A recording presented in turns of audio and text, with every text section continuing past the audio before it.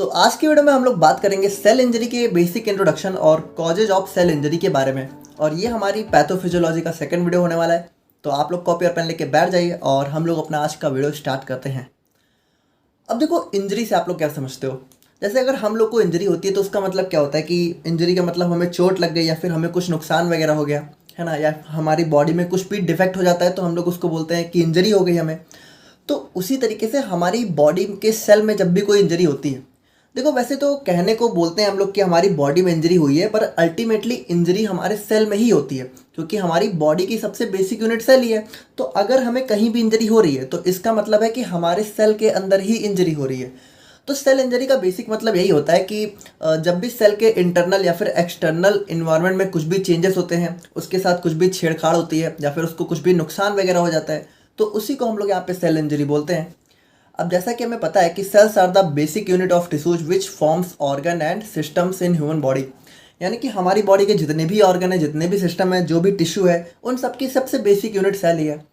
अब देखो यहाँ पे जो हमारी फर्स्ट यूनिट है, तो इसको पढ़ने से पहले अगर आप लोग सेल के बारे में नहीं जानते हो तो उसका बेसिक इंट्रोडक्शन देख लेना, क्योंकि इसमें यहाँ पे थोड़ा बहुत ज़रूरत पड़ने वाली है। तो यहाँ पे सेल इंजरी को अगर हम लोग डिफाइन करना चाहें तो cell injury is defined as effect of variety of stress that cause changes in cells internal as well as external environment. यहाँ पे देखो, स्ट्रेस का मतलब क्या है?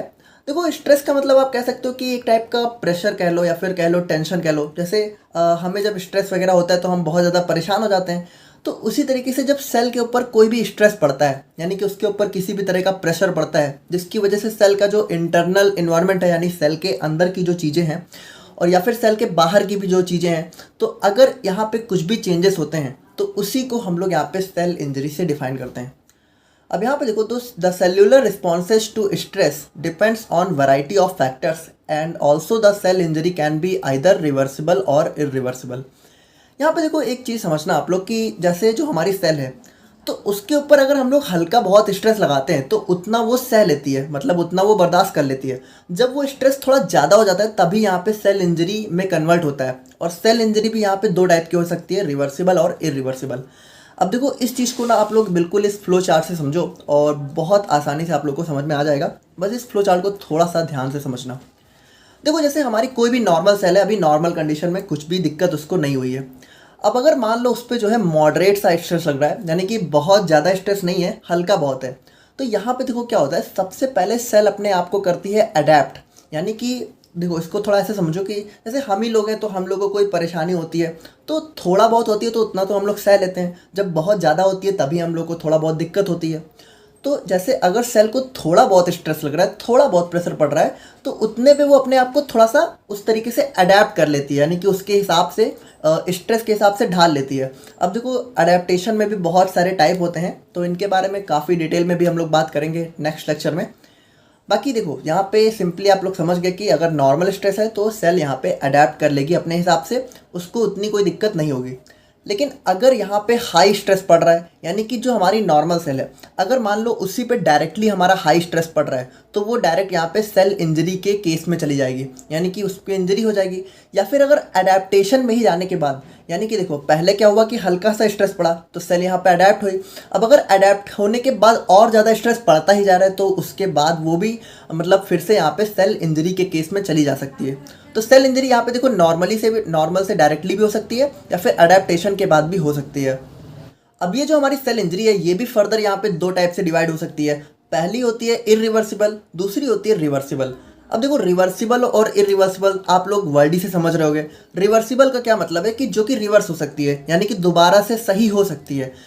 तो यहाँ पे देखो, मान लो अगर हमारी नॉर्मल सेल है और उसको थोड़ा सा हाई स्ट्रेस मिला तो वो सेल इंजर्ड हो गई, लेकिन अगर ये स्ट्रेस दोबारा से रिमूव हो जाए तो यहाँ पे वो क्या होता है, दोबारा से नॉर्मल सेल में कन्वर्ट हो जाती है, यानी कि इस केस को हम लोग बोलते हैं रिवर्सिबल स्टेट। लेकिन अगर हमारा जो स्ट्रेस है वो बहुत ज़्यादा है, मतलब एक्सट्रीम लेवल का है, तो यहाँ पे क्या होता है कि सेल यहाँ पे इरिवर्सिबल सेल इंजरी में चली जाती है, जहाँ से दोबारा से हमारी जो सेल है वो सही नहीं होती है, बल्कि उसकी डेथ हो जाती है। देखो, इसको ना बिल्कुल आप लोग इस रबड़ वाले एग्जांपल से समझो। जैसे देखो, यहाँ पे मान लो अभी जैसे हम इस पे स्ट्रेस अप्लाई कर रहे हैं, तो ये देखो हमारा एक थोड़ा सा ज़्यादा ही है, लेकिन यहाँ पे देखो क्या है कि स्ट्रेस को अगर हम लोग रिमूव करें तो क्या होगा, दोबारा से रबड़ अपनी वापस पोजीशन में आ गया। तो इस केस को हम लोग बोलेंगे रिवर्सिबल इंजरी।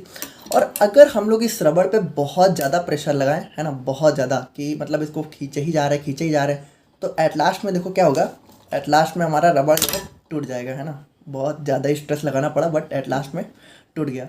तो ये देखो, ये हमारा हो गया इरिवर्सिबल, यानी कि यहाँ पे क्या हुआ कि सेल के ऊपर इतना ज़्यादा स्ट्रेस लग गया कि सेल जो है डेथ ही हो गई यानी उसकी, तो उसको हम लोग बोलते हैं इरिवर्सिबल सेल इंजरी।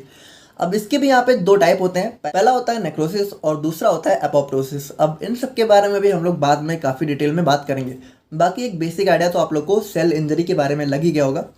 तो अब हम लोग यहाँ पे बात करते हैं अपने, सबसे पहले इन तीनों के बारे में हम लोग थोड़ा सा बात कर लेते हैं। जैसे कि जो हमारा एडेप्टेशन है या फिर जो हमारी रिवर्सिबल और इरिवर्सिबल सेल इंजरी है, तो इनकी थोड़ा सा एक बेसिक डेफिनेशन को हम लोग देख लेते हैं। जैसे बात करें हम लोग अपने सेल्यूलर एडेप्टेशन के बारे में, the cellular adaptation is a process of any cell to survive in any opposite और adverse situation. These are the temporary और permanent changes in the shape, size और टाइप ऑफ सेल। यहाँ पे देखो क्या होता है कि सेल के ऊपर अगर हम लोग थोड़ा सा स्ट्रेस लगा रहे हैं तो सेल अपने आप को इस स्ट्रेस के हिसाब से अडेप्ट कर लेती है। अब अडेप्ट कैसे करती है, देखो, या तो वो अपना शेप चेंज कर लेती है, या तो साइज चेंज कर लेती है, या फिर अपना टाइप ही चेंज कर लेती है। अब ये देखो, ये टेम्परेरी भी हो सकता है, यानी हो सकता है कि थोड़े टाइम के लिए उसने किया हो और उसके बाद वो दोबारा से नॉर्मल कंडीशन में चली जाए, या फिर कभी कभी ये परमानेंट भी हो जाता है। तो ये होता है हमारे यहाँ पे सेल्यूलर एडेप्ट। अब इसमें हम लोग यहाँ पे एग्जाम्पल की बात करें तो वही सारी चीज़ें, हमारा एट्रोफी, हाइपरट्रोफी, हाइपरप्लेसिया, तो इन सब के बारे में हम लोग सेपरेट वीडियो में काफ़ी डिटेल में बात करेंगे। अभी आप लोग को समझ में नहीं आ रहा होगा बट टेंशन लेने की ज़रूरत नहीं है। तो अब बात करें हम लोग यहाँ पे अपने रिवर्सिबल सेल इंजरी के बारे में। If the stress applied on the cell is mild to moderate level and then after some time when applied stress is removed, cells recovered back to its normal state and this phenomenon is known as reversible cell injury। यानी कि अगर हमारे cell के ऊपर जो है mild से moderate level का स्ट्रेस लग रहा है और अगर हम लोग यहाँ पे कुछ टाइम के बाद वो स्ट्रेस को हटा दें और सेल यहाँ पे दोबारा से अपनी नॉर्मल स्टेट में रिकवर हो जाए, तो उस केस को हम लोग बोलते हैं रिवर्सिबल सेल इंजरी, यानी कि सेल यहाँ पे दोबारा से रिवर्स हो जाती है। और दूसरा हो जाता है हमारे यहाँ पे irreversible. If the stress applied on the cell is very severe level then it may leads to cell death and cells never recovered back, then this type of phenomena is known as irreversible cell injury. यानी कि अगर stress बहुत ज़्यादा है कि यहाँ पे मतलब सीवियर लेवल का है कि सेल हमारी जो है दोबारा से रिकवर बैक ही नहीं हो जाती है और उनकी यहाँ पे अल्टीमेटली डेथ हो जाती है, तो इस फिनोमेना को हम लोग इरिवर्सिबल सेल इंजरी बोलते हैं। तो आई होप कि आप लोग को यहाँ पे एक बेसिक टर्मिनोलॉजी तो समझ में आ ही गई होगी। अब हम लोग यहाँ पे बात करते हैं अपने कॉजेज ऑफ सेल इंजरी के बारे में। तो बात करें हम लोग यहाँ पे अपने इटियोलॉजी या फिर कॉजेज ऑफ सेल इंजरी के बारे में। अब देखो, लास्ट वीडियो में हम लोगों ने देखा था कि इटियोलॉजी हमारा क्या होता है। इटियोलॉजी हमारा होता है स्टडी ऑफ कॉजेज। तो अगर आप लोगों को कभी भी कॉजेज की जगह इटियोलॉजी देखने को मिले तो कंफ्यूज नहीं होना है। इटियोलॉजी का मतलब भी कॉजेज ही होता है। कॉजेज मतलब रीजन, यानी किस वजह से हमारी सेल इंजरी हो रही है। तो यहाँ पे there are variety of causes और stress which can cause cell injury. They may be mainly classified into two classes. यहाँ पे देखो बहुत सारे रीजन हो सकते हैं, लेकिन हम लोग इसको मेनली दो क्लास में डिवाइड करते हैं। पहला हो जाता है हमारे यहाँ पे जेनेटिक, यानी कि जीन से रिलेटेड, और दूसरा हो जाता है हमारे यहाँ पे एक्वायर्ड कॉजेज, यानी इसके अलावा जो भी रीजन्स होते हैं, जैसे कि हमारा फिजिकल, केमिकल और भी बहुत सारी चीज़ें होती हैं। तो सबसे पहले हम लोग बात करें अपने जेनेटिक कॉजेज के बारे में। When cell injury occurs due to defect in genes or chromosomes, then these type of causes are known as genetic causes।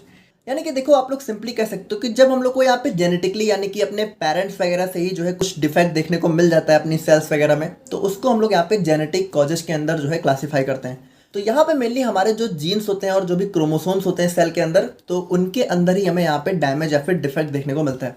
अब ये भी यहाँ पे बहुत अलग अलग टाइप के हो सकते हैं, जैसे पहला हो गया डेवलपमेंटल डिफेक्ट, और दूसरा हो गया साइटोजेनिक, थर्ड हो गया सिंगल जीन, और फोर्थ हो गया मल्टी फंक्शनल इनहेरिटेंस। अब डेवलपमेंटल डिफेक्ट की बात करें तो यहाँ पे हमारा देखो, जो भी डिफेक्ट हमारी फीटल लाइफ में हो जाता है, यानी कि जब यहाँ पे बेबी का बर्थ भी नहीं हुआ होता है, वो यहाँ पे फीटल स्टेट में होता है, अगर तभी उसके अंदर कुछ भी डिफेक्ट आ गया तो उसको हम लोग यहाँ पे डेवलपमेंटल डिफेक्ट के अंदर क्लासीफाई करते हैं। और दूसरा हो गया हमारे यहाँ पे साइटोजेनिक डिफेक्ट, यानी कि यहाँ पे क्या होता है, जो भी हमारी क्रोमोसोम की एबनॉर्मलिटीज होती है, यानी कि देखो ये यहाँ पे दो टाइप की हो सकती है। हो सकता है क्रोमोसोम का स्ट्रक्चर ही चेंज हो जाए, यानी क्रोमोसोम का जो नॉर्मल स्ट्रक्चर होता है उससे कुछ डिफरेंट स्ट्रक्चर हो जाए, या फिर न्यूमेरिकल भी हो सकता है, यानी कि क्रोमोसोम के नंबर्स भी कम या ज़्यादा हो सकते हैं। और बात करें हम लोग यहाँ पे सिंगल जीन डिफेक्ट की, तो इसको हम लोग यहाँ पे मेंडेलियन डिसऑर्डर के नाम से भी जानते हैं। और यहाँ पे देखो क्या होता है, जब यहाँ पे सिंगल स्पेसिफिक जीन के अंदर कोई भी डिफेक्ट आ जाता है तो उसको हम लोग यहाँ पे सिंगल जीन डिफेक्ट के अंदर क्लासीफाई करते हैं। और फिर आता है हमारे यहाँ पे मल्टी फंक्शनल इनहेरिटेंस डिसऑर्डर। यानी कि यहाँ पे बेसिकली होता क्या है कि जो भी हमारे पेरेंट्स की जो भी डिसऑर्डर होते हैं, अगर वो भी हमारे जीन के थ्रू ट्रांसफ़र हो जाते हैं बेबी में, तो उसको हम लोग यहाँ पे मल्टी फंक्शनल इनहेरिटेंस डिसऑर्डर के अंदर क्लासीफाई करते हैं। यानी यहाँ पे क्या होता है, देखो यहाँ पे पहली बात तो मल्टी मतलब बहुत सारी जीन यहाँ पे डिफेक्ट हो जाती हैं। और जैसे कि यहाँ पे अब मान लो आपके पेरेंट्स को कोई बीमारी हो और वो यहाँ पे जीन के थ्रू आपके अंदर भी चली आए, तो उसको हम लोग यहाँ पे मल्टी फंक्शनल इनहेरिटेंस डिसऑर्डर के अंदर देखते हैं। और अब बात करें हम लोग यहाँ पे अपने एक्वायर्ड कॉजेज के बारे में, तो यहाँ पे देखो other than genetic there are many other acquired causes that are responsible for cell injury. अब यहाँ पे ये बहुत सारे टाइप के हो सकते हैं, जैसे पहला हो गया हाइपोक्सिया, इस्केमिया या फिर इसेमिया, और physical agents, chemical agents, microbial agents, immunological, nutritional, psychogenic. तो इन सबको हम लोग यहाँ पे एक एक करके देखते हैं। अब सबसे पहले हम लोग बात करें हाइपोक्सिया और इसेमिया के बारे में, तो यहाँ पे देखो cells of different tissues require oxygen and blood supply to generate energy and perform different functions. यहाँ पे देखो जो हमारी सेल है उसको ऑक्सीजन और यहाँ पे ब्लड की ज़रूरत तो पड़ती है, अगर यहाँ पे उसको एनर्जी को जनरेट करना है या फिर बहुत सारे फंक्शंस को परफॉर्म करना है। तो यहाँ पे देखो होता क्या है, हाइपोक्सिया और इसेमिया यहाँ पे दो अलग अलग टाइप के डिसऑर्डर होते हैं। हाइपोक्सिया में क्या होता है, hypoxia is defined as loss of oxygen supply, यानी ऑक्सीजन सप्लाई की कमी होना। और इसेमिया में क्या होता है, लॉस ऑफ ब्लड सप्लाई, यानी यहाँ पे ब्लड सप्लाई की कमी हो जाती है। और दोनों ही केसेज यहाँ पे both are one of the major causes for cell injury. अब देखो अगर ये दोनों की ही कमी हो जाएगी, जिसकी सेल को इतनी ज़्यादा ज़रूरत है, तो सेल के यहाँ पे इंटरनल इन्वायरमेंट चेंजेस हो जाएंगे, जिसकी वजह से क्या होगा, अल्टीमेटली हमारी सेल जो है इंजर्ड हो जाएगी। और अब बात करें हम लोग यहाँ पे अपने फिजिकल एजेंट्स के बारे में, तो यहाँ पे देखो बहुत सारे फिजिकल डिफेक्ट भी हो सकते हैं, जिसकी वजह से अल्टीमेटली हमारी सेल इंजरी हो सकती है।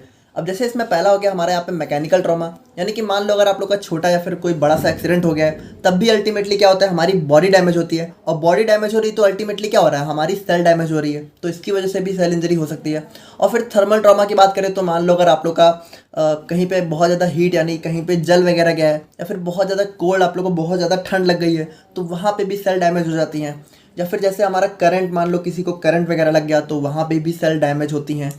और जैसे कि यूवी रेज की बात करें तो कुछ लोग होते हैं जो कि यहाँ पे यूवी रेज की मतलब इंडस्ट्रीज में काम करते हैं, जहाँ पे बहुत सारा रेडिएशंस होता है अल्फ़ा बीटा गामा का, तो उनको भी यहाँ पे मतलब काफ़ी ज़्यादा सेल डैमेज का खतरा रहता है।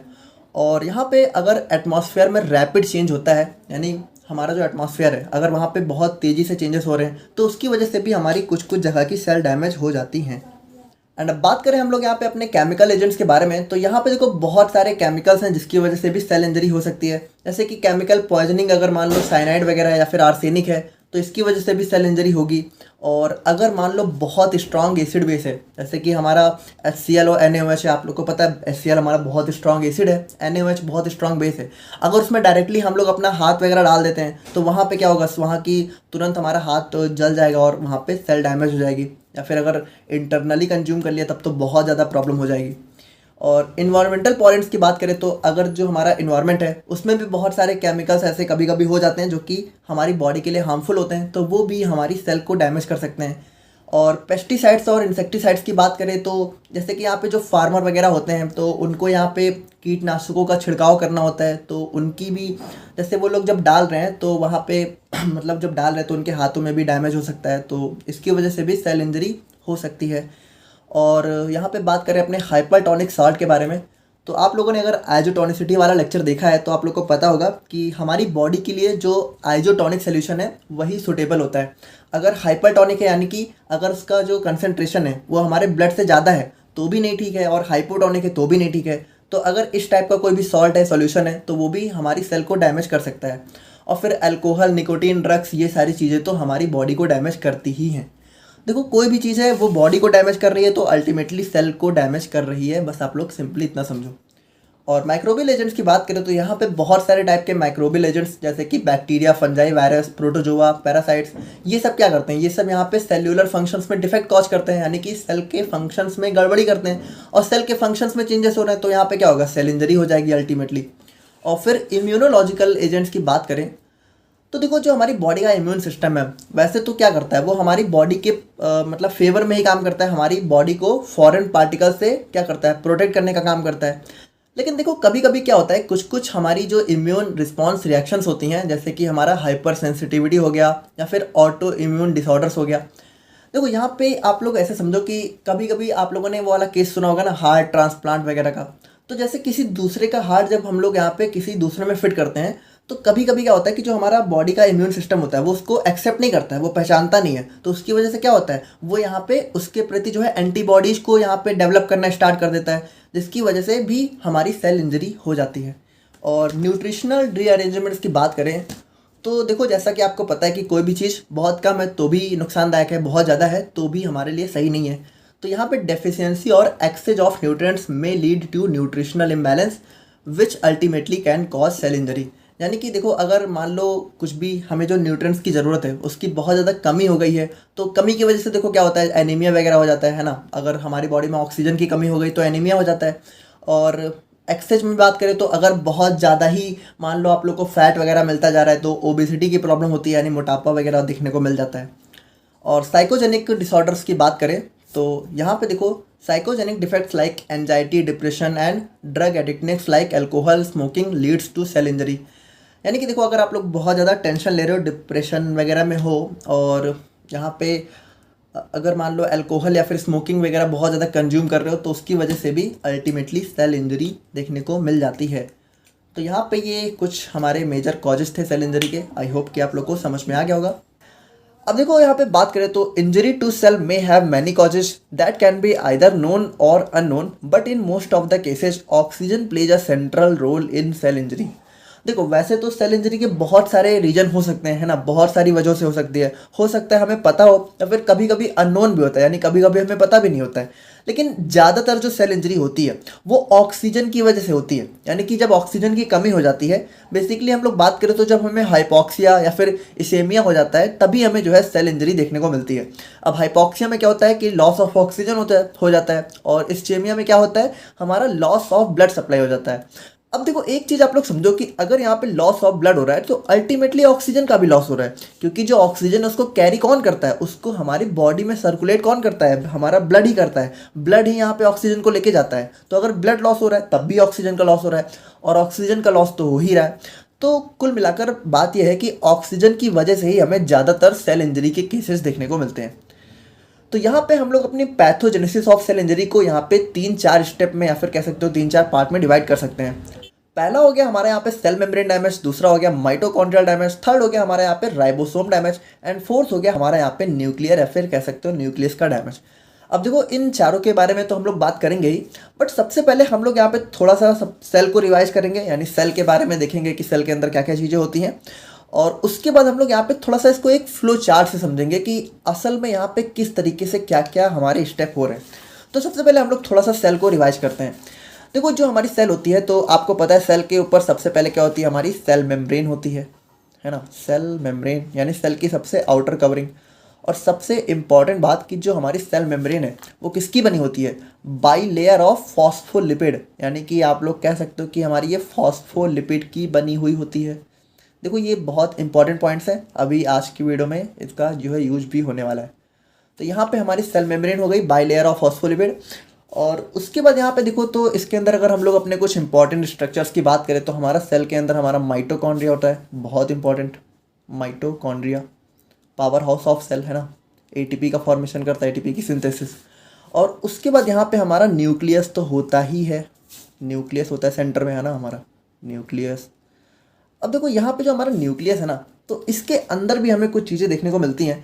बेसिकली हमें यहाँ पे जो है अपना क्रोमैटिन फाइबर्स के स्ट्रक्चर्स देखने को मिलते हैं। देखो, यही हमारे क्या करते हैं, डीएनए का फॉर्मेशन करते हैं। तो ये हमारा क्या होता है, क्रोमैटिन। और उसके बाद हम लोग बात करें तो यहाँ पे हमें जो है अपना एंडोप्लाज्मिक रेटिकुलम देखने को मिलता है। अब देखो, ये भी यहाँ पे दो टाइप के होते हैं। एक होता है हमारा यहाँ पे क्या होता है, स्मूथ एंडोप्लाज्मिक रेटिकुलम। अब स्मूथ से क्या मतलब है, देखो ये हमारा हो गया स्मूथ, ईआर मतलब एंडोप्लाज्मिक रेटिकुलम। और एक हो गया हमारा यहाँ पे rough endoplasmic reticulum, rough ER. अब देखो, स्मूथ और रफ हम लोग कैसे डिवाइड करते हैं। जो हमारा रफ एंडोप्लाज्मिक रेटिकुलम है उसमें हमें यहाँ पे राइबोसोम्स अटैच देखने को मिलते हैं, यानी कि इनका जो सरफेस होता है वहाँ पे राइबोसोम हमें देखने को मिलते हैं, तो वो हो जाता है रफ। और अगर राइबोसोम नहीं है तो वो हो जाता है हमारा यहाँ पे स्मूथ। और जो हमारी सेल है उसके सेंटर में तो हमें यहाँ पे राइबोसोम्स देखने को मिलते ही हैं। और जो हमारा बीच का लिक्विड होता है उसको हम लोग क्या बोलते हैं, साइटोप्लाज्म। और साइटोप्लाज्म के अंदर भी जो हमारा मेन लिक्विड वाला पार्ट होता है उसको हम लोग बोलते हैं साइटोसोल। ठीक है, साइटोसोल। और यहाँ पे देखो बहुत इंपॉर्टेंट चीज़ कि जो हमारी सेल है तो उस पर हमें यहाँ पे दो चीज़ें देखने को मिलती हैं मेजरली अपने यहाँ पे हमारी मेम्ब्रेन के पास। देखो एक होते हैं हमारे यहाँ पे चैनल्स। देखो यहाँ पे चैनल्स क्या होते हैं, चैनल्स बेसिकली हमारे आप कह सकते हो कि चैनल्स हमारे वो चीज़ें होती हैं जो कि नॉर्मली यहाँ पे सेल के अंदर और बाहर किसी भी सब्सटेंस का ट्रांसफ़र अलाउ करती हैं। यानी देखो इनके थ्रू क्या होता है कि इनको किसी तरह की एटीपी वगैरह की एनर्जी वगैरह की ज़रूरत नहीं होती है। ये नॉर्मली यहाँ पे इनके थ्रू कोई भी सब्सटेंस अंदर आ भी सकता है और बाहर भी जा सकता है। और एक हमें यहाँ पे देखने को मिलता है हमारा पंप। देखो दो चीज़ें होती हैं, इसको ध्यान से समझना। एक होता है चैनल जो कि नॉर्मली यहाँ पे इसको किसी तरह की एनर्जी की ज़रूरत नहीं होती है, ये नॉर्मली हमारे डिफ्यूजन के लॉ पे फॉलो करता है। और एक होता है हमारे यहाँ पे पंप जो कि हमारा एक्टिव ट्रांसपोर्ट का सिस्टम होता है जो कि एनर्जी को यूज करता है, ठीक है, और ये डिफ्यूजन के अपोजिट काम करता है। तो यहाँ पे देखो ये सारी चीज़ें हमारी सेल के अंदर मेनली हमें देखने को मिलती हैं। अब देखो और भी चीज़ें होती हैं, गोल्गी बॉडीज हो गई, लेकिन उन सब का अभी यहाँ पे काम नहीं है। बेसिकली आज के लेक्चर में जिन जिन चीज़ों का काम लगेगा हम लोगों ने उसी चीज़ को रिवाइज किया है। तो आई होप कि ये बेसिक चीज़ें तो आप लोग समझ ही गए होंगे। अब हम लोग यहाँ पे थोड़ा एक फ्लो चार्ट से समझते हैं कि आखिर में जो हमारी सेल इंजरी है उसके अंदर हो क्या रहा है। अब देखो इस चार्ट को आप लोग बहुत ध्यान से समझना, क्योंकि इस चार्ट को अगर आप लोग समझ गए तो यहाँ पे हमारे कुछ छोटे मोटे 2 नंबर के टॉपिक्स भी दे रखे हैं हमारे चैप्टर में, तो वो सारी चीज़ें भी आप लोग को क्लियर हो जाएंगी। जैसे कि हमारा कैल्शियम हो गया और इंट्रासेल्युलर एक्यूमुलेशन हो गया, कैल्सिफिकेशन, तो वो सारी चीज़ें भी इस चार्ट में आप लोग को क्लियर हो जाएंगी। तो इस चार्ट को बहुत ध्यान से आप लोग को समझना है, ठीक है। तो देखो सबसे पहले तो आप लोग ये समझो कि जो हमारी most of the cell injury होती है उनकी शुरुआत कैसे होती है। तो उनकी शुरुआत यहाँ पे या तो इस्चेमिया या फिर हाइपोक्सिया के थ्रू होती है। अब इन दोनों से अल्टीमेटली हमारा ऑक्सीजन का लॉस होता है। अब ऑक्सीजन का लॉस हो रहा है तो हमारा एटीपी फॉर्मेशन या फिर एटीपी की सिंथेसिस में यहाँ पे डिक्रीज हो जाता है, यानी एटीपी का फॉर्मेशन धीरे होने लगता है या फिर कम होने लगता है। अब देखो जहाँ एटीपी का फॉर्मेशन यहाँ पे डिक्रीज हुआ वैसे ही सेल में बहुत सारी प्रॉब्लम स्टार्ट हो जाती हैं। अब जैसे एटीपी का फॉर्मेशन यहाँ पे डिक्रीज होता है तो हमारा जो सोडियम पोटेशियम पंप है वो यहाँ पे फेल होना स्टार्ट हो जाता है। देखो अब ये जो हमारा पंप है हम लोगों ने देखा था, तो हमारे सेल के अंदर सबसे मोस्ट इंपॉर्टेंट पंप होता है हमारा यहाँ पे सोडियम पोटेशियम पंप। अब इन सब के बारे में हम लोगों ने काफ़ी डिटेल में अपने नर्वस सिस्टम में भी बात की है, तो वो लेक्चर अगर आप लोगों ने देखा है तो ये चीज़ें भी समझ सकते हो। बाकी देखो सिंपली समझो कि सोडियम पोटेशियम पंप होता है जो कि क्या करता है, यहाँ पे देखो इसका काम बहुत इंपॉर्टेंट होता है। ये हमारा जो है 3Na+ को बाहर लेके जाता है और 2K+ को यहाँ पे सेल के अंदर लेके आता है। यानी सिंपली आप कह सकते हो कि हमारा सोडियम को सेल से बाहर निकालने का काम करता है और पोटेशियम को सेल के अंदर लाने का काम हमारा सोडियम पोटेशियम पंप करता है। तो जैसे यहाँ पे एटीपी कम हो जाता है, क्योंकि देखो जो हमारा पंप है ना इसको यहाँ पे एनर्जी की जरूरत होती है, और एनर्जी कैसे मिलती है, एनर्जी मिलती है एटीपी के थ्रू। तो अगर एटीपी ही कम हो गया तो यहाँ पे पंप फेल हो जाएगा, और जैसे ही यहाँ पे पंप फेल होगा क्या, influx of Na+H2O and outflux of K+ increase हो जाएगा। यानी कि सिंपली यहाँ पे समझो होगा क्या कि जैसे ही ये पंप फेल हुआ तो हमारे सेल के अंदर सोडियम भरना चालू हो जाएंगे, क्योंकि देखो ये पंप क्या कर रहा था, सोडियम को हमारे सेल से बाहर लेके जा रहा था। लेकिन जब ये पंप ही फेल हो गया तो क्या होगा, हमारे सेल के अंदर सोडियम का एक्यूमुलेशन, देखो एक्यूमुलेशन का मतलब होता है इकट्ठा हो जाना। तो यहाँ पे सेल के अंदर हमारे बहुत सारे सोडियम इकट्ठा होना चालू हो जाएंगे। और यहाँ पे एक चीज़ आप लोग समझना कि जो हमारा सोडियम होता है इसकी वाटर के प्रति जो है एफिनिटी बहुत ज़्यादा होती है। यानी ये वाटर से बहुत ज़्यादा आप कह सकते हो कि एक टाइप का लगाव होता है। तो जैसे सोडियम अगर बढ़ रहा है तो यहाँ पे वाटर भी हमारी सेल के अंदर इंक्रीज होना चालू हो जाएगा। और उसके बाद यहाँ पे क्या होगा, आउटफ्लक्स ऑफ K+, यानी कि देखो ये जो हमारा पंप है अब ये देखो 3Na+ को बाहर लेके जा रहा है लेकिन K+ को अंदर ला रहा है। अब देखो पोटेशियम की हमारे सेल को ज़रूरत होती है, लेकिन जब ये पंप फेल होगा तो क्या होगा, हमारा पोटेशियम जो है सेल के बाहर जाना चालू हो जाएगा, ठीक है, क्योंकि सेल के अंदर ऑलरेडी पोटेशियम बहुत ज़्यादा होता है। तो ये चैनल के थ्रू हमारा पोटेशियम क्या होगा, इसका जो है हमारा आउटफ्लक्स बढ़ जाएगा, यानी बाहर जाना।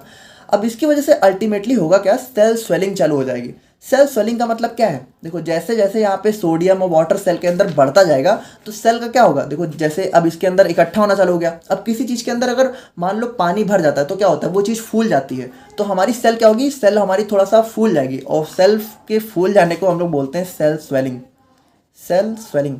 अब देखो ये सारे टॉपिक्स आप लोग के जो भी फर्स्ट यूनिट है उसमें 2-2 नंबर में पूछे जाते हैं। तो अब इस तरीके से आप लोग बहुत आराम से बना के लिख सकते हो, है ना। अब उसके बाद हम लोग बात करें तो हमारा दूसरा क्या होगा, देखो दूसरा होगा हमारे यहाँ पे एनाएरोबिक ग्लाइकोलिसिस। अब एक चीज़ आप लोग समझना कि जो हमारी सेल है उसके अंदर होती है रेस्पिरेशन की प्रोसेस, जो कि 2 टाइप की होती है। एक होती है एरोबिक, एक होती है एनाएरोबिक। एरोबिक क्या होता है, उसको यहाँ पे ऑक्सीजन की ज़रूरत होती है, और एनाएरोबिक क्या होता है, जिसको ऑक्सीजन की ज़रूरत नहीं होती है। तो यहाँ पे देखो जब ऑक्सीजन की कमी होगी तो ऑक्सीजन तो मिलेगा नहीं, तो क्या होगा, यहाँ पे एरोबिक तो हो नहीं पाएगी, तो यहाँ पे एनाएरोबिक ग्लाइकोलिसिस चालू हो जाएगी। लेकिन यहाँ पे जो हमारी एनाएरोबिक ग्लाइकोलिसिस है, इसका एक बहुत ही मेजर नुकसान होता है कि यहाँ पे ये लैक्टिक एसिड को प्रोड्यूस करता है बाई प्रोडक्ट के फॉर्म में। और देखो यहाँ पे अगर एसिड बढ़ गया तो क्या होगा, हमारा पीएच जो है डिक्रीज करेगा, क्योंकि देखो एसिड का पीएच कम होता है, तो जैसे जैसे सेल के अंदर एसिड बढ़ रहा है तो सेल का पीएच यहाँ पे क्या हो रहा है, सेल का पीएच यहाँ पे डिक्रीज हो रहा है। अब इसकी वजह से देखो क्या होता है, हमारा क्लम्पिंग ऑफ क्रोमैटिन चालू हो जाती है। देखो यहाँ पे जो हमारा न्यूक्लियस है, तो न्यूक्लियस के अंदर हमारे क्या होते हैं, क्रोमैटिन्स होते हैं। अब क्रोमैटिन से यहाँ पे क्लम्पिंग का मतलब होता है कि यहाँ पे जो हमारे क्रोमैटिन्स है ना, ये जो अलग अलग आपको दिख रहे हैं, ये यहाँ पे थोड़ा आप कह सकते हो कि चिपकना चालू हो जाते हैं। अब देखो इनके चिपकने से होता क्या है कि सबसे पहले तो ये चिपकते हैं, अब चिपकने के बाद क्या होता है, ये छोटे छोटे यहाँ पे टुकड़ों में टूट जाते हैं। अब अल्टीमेटली क्या होता है, देखो इसकी वजह से हमारा जो है न्यूक्लियस की डैमेज शुरू हो जाती है। देखो यहाँ पे होगा क्या, जैसे जैसे लैक्टिक एसिड बढ़ता जाएगा, जैसे जैसे सेल का पीएच यहाँ पे घटता जाएगा, तो उसकी वजह से क्या होगा, यहाँ पे अल्टीमेटली हमारे ये लाइसोसोम को भी एक्टिव कर देगा। अच्छा, एक स्ट्रक्चर के बारे में हम लोगों ने बात नहीं की, सबसे इंपॉर्टेंट है लाइसोसोम। देखो लाइसोसोम ये होता है हमारा लाइसोसोम, बहुत इंपॉर्टेंट है, ये तो हमारा सबसे इंपॉर्टेंट है। बेसिकली ये क्या होता है, इसको हम लोग बोलते हैं सेल की सुसाइडल बैग भी बोलते हैं। देखो थोड़ा सा आप लोग ऐसे समझो कि ये हमारा एक ऐसी चीज़ होती है सेल के अंदर कि अगर ये फट गया, ठीक है, अगर इसकी बर्स्टिंग हो गई तो हमारी सेल यहाँ पे तुरंत खत्म हो जाती है। क्योंकि इसके अंदर ये जो आप लोग को थोड़ा सा पॉइंट पॉइंट दिख रहा है, बिंदी बिंदी, ये होता क्या है, मतलब हम लोगों ने ऐसे डिनोट कर दिया है, बट ये यहाँ पे बहुत ही हाइड्रोलिटिक एंजाइम्स होते हैं, यानी कि बहुत खतरनाक एंजाइम्स होते हैं। अगर ये हमारे लाइसोसोम के बाहर आए, यानी लाइसोसोम अगर फटा, तो ये हमारे पूरे सेल को तुरंत यहाँ पे खत्म कर देते हैं। तो यहाँ पे देखो जैसे जैसे पीएच डिक्रीज होता जाता है, वैसे वैसे हमारी जो लाइसोसोम की मेम्ब्रेन है, यानी ये जो बाहर की परत है, ये कमजोर होना चालू होती है। अब जैसे जैसे कमजोर होगी तो क्या होगा, एट लास्ट में फट ही जाएगी, और जैसे ही यहाँ पे ये बर्स्ट होगी वैसे ही हमारी पूरी सेल डैमेज, खत्म, डेथ हो जाएगी। तो आप समझ रहे हो कितना खतरनाक है।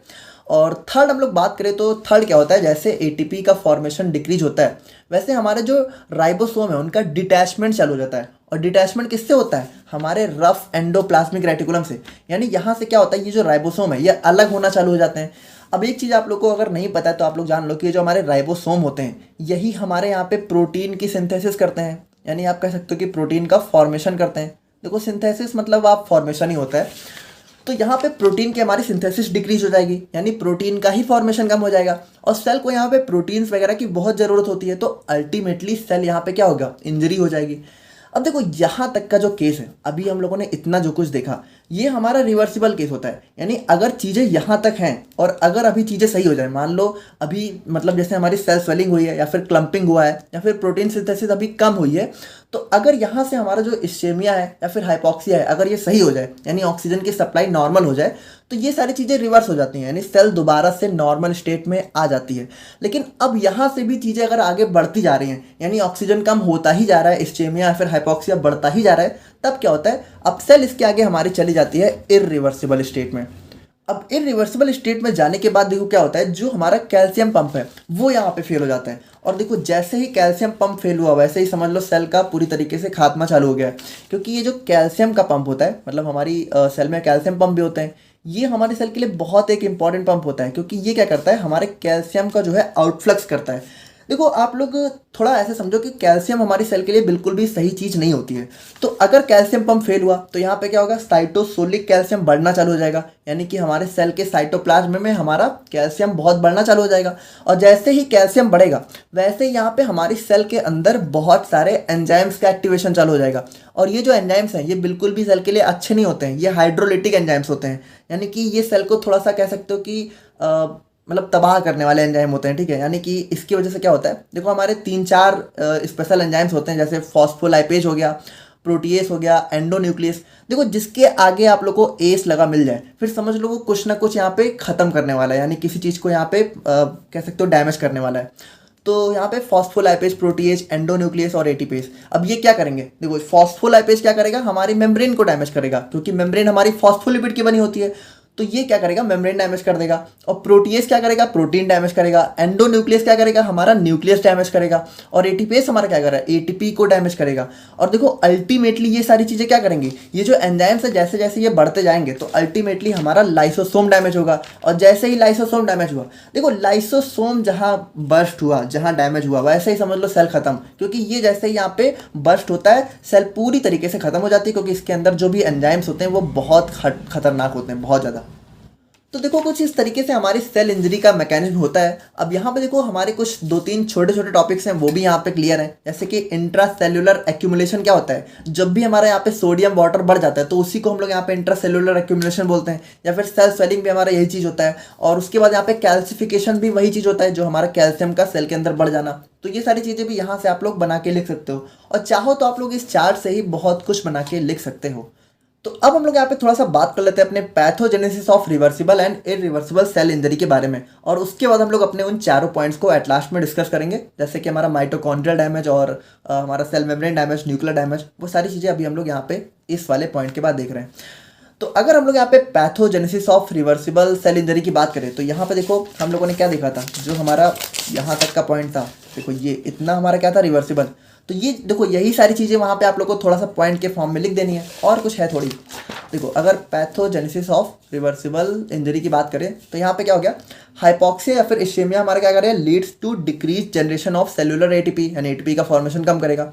अब इसकी वजह से क्या होगा, sodium potassium pump damage leads to accumulation of sodium and water inside the cell which ultimately cause cell swelling, यानी किसकी वजह से क्या होगा, सेल स्वेलिंग हो जाएगी। और यहाँ पे increased anaerobic glycolysis leads to increase formation of lactic acid which cause clumping of chromatin, यानी कि जैसे जैसे एनाएरोबिक ग्लाइकोलिसिस बढ़ेगा, क्योंकि एरोबिक तो हो नहीं पाएगा, ऑक्सीजन की सप्लाई कम है, तो एनाएरोबिक होगा। और एनाएरोबिक का बाई प्रोडक्ट हमारा क्या होता है, लैक्टिक एसिड, जो कि क्रोमेटिन की क्लम्पिंग कॉज कर देगा। और यहाँ पे फिर क्या होगा, detachment of ribosome from endoplasmic reticulum leads to decreased formation of proteins, यानी प्रोटीन का फॉर्मेशन कम हो जाएगा।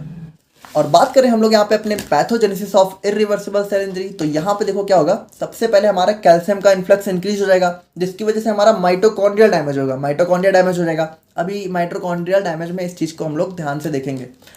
और उसके बाद फास्फोलाइपेज एक्टिवेशन से क्या होगा, मेम्ब्रेन डैमेज, फिर प्रोटीएस एक्टिवेशन से प्रोटीन डैमेज, एंडोन्यूक्लियस से न्यूक्लियर डैमेज, एटीपीएस से एटीपी डैमेज, और एट लास्ट में क्या होगा, ये सारी चीज़ें हमारे लाइसोसोम एंजाइम्स को बर्स्ट कर देंगी, जिसकी वजह से पूरी हमारी सेल डेथ हो जाएगी।